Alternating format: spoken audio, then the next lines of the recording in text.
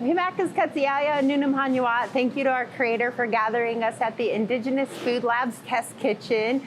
Inamwat Nitwas, Mary Jane Oatman, and I'm here with my mom, Judy Oatman, yeah. And it's an honor and a privilege to be working with a sacred food of ours, which is the Nacó'x, or the Chinook salmon. And so we're going to just go through the whole process of cooking and cleaning salmon with you today.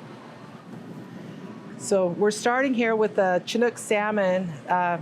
This was harvested on Friday morning, which would have been about August 30th. And so it was from the Columbia River on in between the Washington and Oregon border, right below the John Day Dam, below the Dalles actually. And it's very beautiful. You can see this is a really nice, healthy fish. It's got good eyes, the color on the inside. It's really beautiful fish here. So what I'm gonna do is, because I'm right-handed, I'm gonna have her, I want to turn this around this way. And you can see he's been on ice, so we had a little bit of ice here. Not going to hurt nothing. So this is one of my knives that I like to use. It's a little bit of an older one, but it's one of my favorites. Good sharp knife is always a good, you've got to have a good sharp knife when you're taking care of salmon. And so one more thing, I'm going to put it this side, because what I'm going to do is I'm going to go ahead and go right on up this fin here. And then what I'll do is I'll cut down this collarbone. And you'll kind of feel it hit to the bone. When you feel it hit that bone, that's when you want to just take it right on down. Trying to get as much of the meat onto the fillet as possible. But here at this kitchen at the Indigenous Food Lab, nothing's going to go to waste. So even that bone on the middle will be used. And that is what a beautiful filleted salmon looks like here. And we'll turn around and we'll do the other side here. So how long have you been cutting up fish? Oh my gosh. Well, honestly, I used to not have to even touch fish except for to put it in a freezer, because I had my hama, my husband Carl, we call him Bo. He did everything. He took care of the fish, he caught the fish, and only thing I had to do was cook it. And this was one of the things that he would do, was he would fillet my fish and then get all these little bones out so that when we fried it, I wouldn't have to worry about that. But I don't have him here today, so we're gonna see what we can do. Mary Jane, she's done this before, so she'll be able to help us out. So again, there's both of our fillets. So the Chinook salmon, the Nacó'x, has been a part of the Nez Perce food systems of the Columbia Plateau since time immemorial. The salmon are part of our creation story for the Nimipuu people, and it's still a very important part of our diet and our subsistence to this day, as well as a very robust commercial market for our people. My mom and I traveled over here to deliver some salmon to Owamni so that the wonderful community here in the Minnesota area could, try some of this harvested traditionally by Nez Perce salmon. It's just a gift to be able to still have the relationship with the salmon and have it a part of our family, and to watch all of our siblings and grandchildren and her great-grandchildren be able to have access to such good food systems like the salmon here. The folks here want to use this tail and this head for a stock. So we'll put that on the side for them.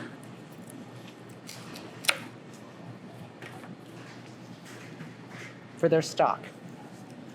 Nothing goes to waste. This could be smoked. It could definitely even be made into lox in that traditional form. Salmon bone broth.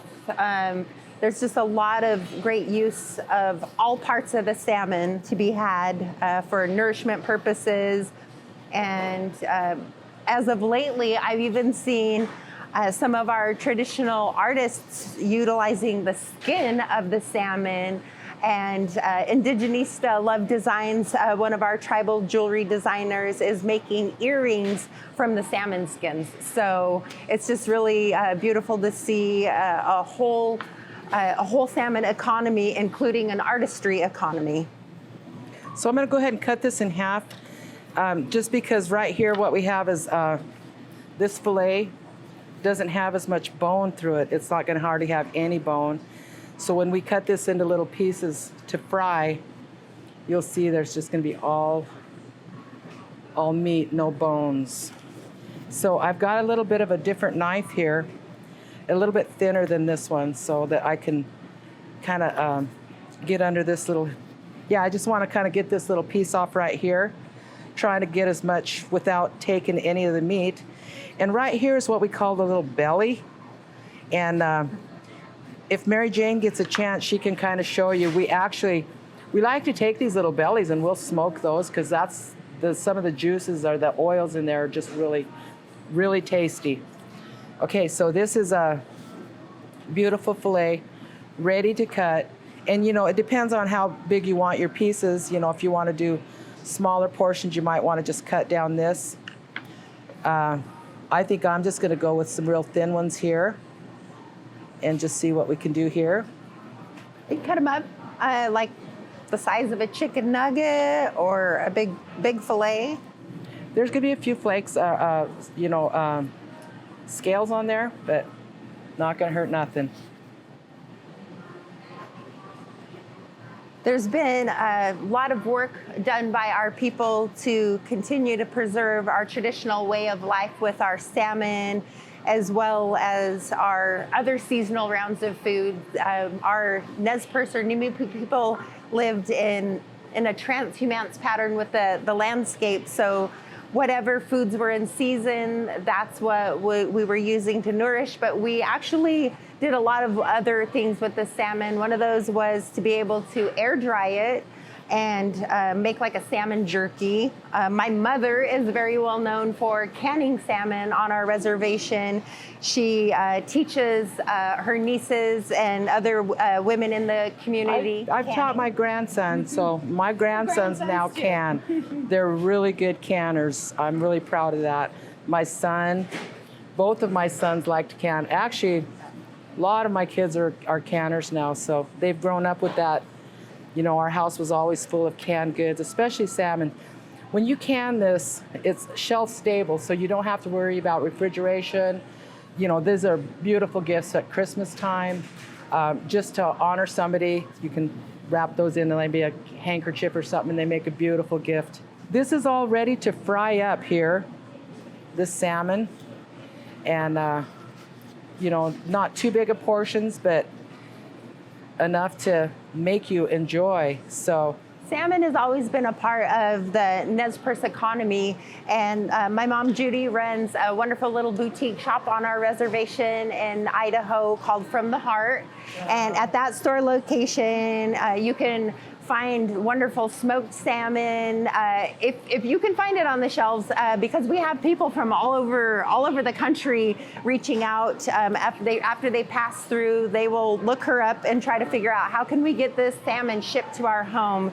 And so people from all over the world know that Indigenous communities and their relationship with their food systems are still very important. And once they get a taste of some of these traditional foods from across Turtle Island, they want them again. And so it's great to be able to have a place like this Indigenous Foods Market, Indigenous Foods Lab, to be able to support the economies of our first foods. The kids will ask me, how many fish have you taken care of, like even just this year alone? And there's times when, I think last year I probably took care of maybe 500 or 600 salmon by myself from tote, into the brine if they were going to be smoked, or into the canner in the freezer.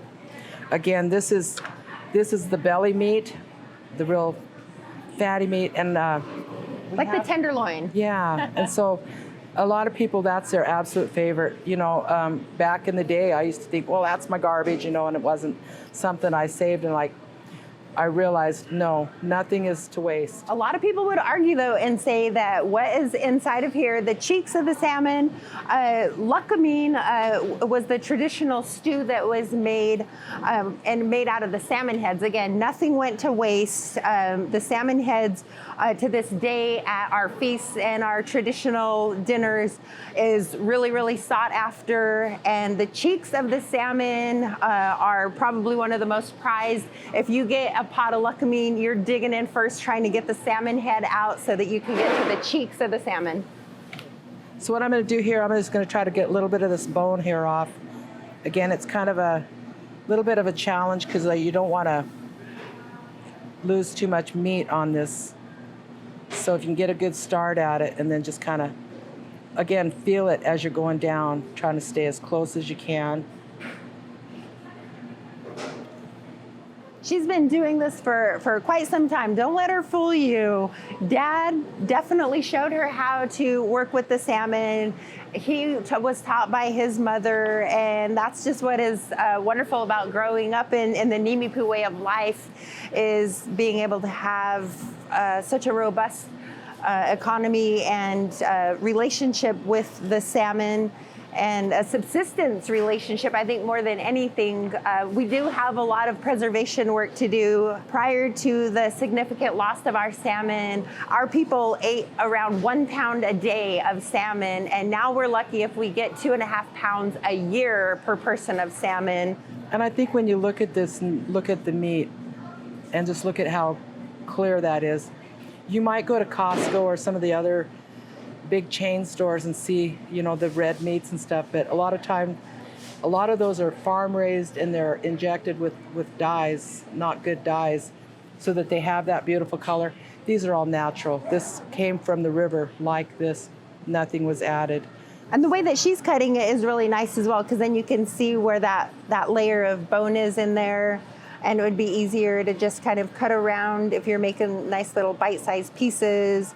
But the pin bones are usually taken out with the fancy pliers. But I mean, we work in salmon in such bulk that, and we eat it so quickly that we usually don't take the time. Everybody knows salmon comes with bones, and so you just eat with caution. Yeah. But I was telling a story earlier with the kids. We would take these pieces like this and all these fillets from the very tailbones down here that we knew didn't have the bones, and those were for the kids. Hey, those are for the kids, get out of them. To be able to share this salmon and bring home some of the goods from this area is going to be such a treasure.